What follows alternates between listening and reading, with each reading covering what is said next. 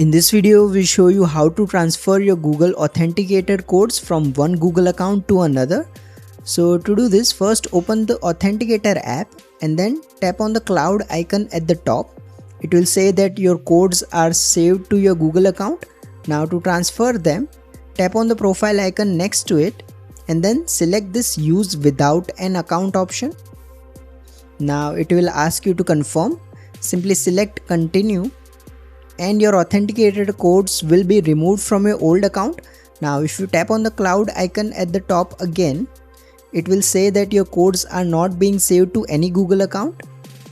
Now to transfer them to a different account, all you have to do is tap on the profile icon again and then select the second account from the list. If you haven't added it already, you will need to add it first. Then tap on continue to confirm. Now simply wait for a couple of seconds and all your codes will be transferred to your second account.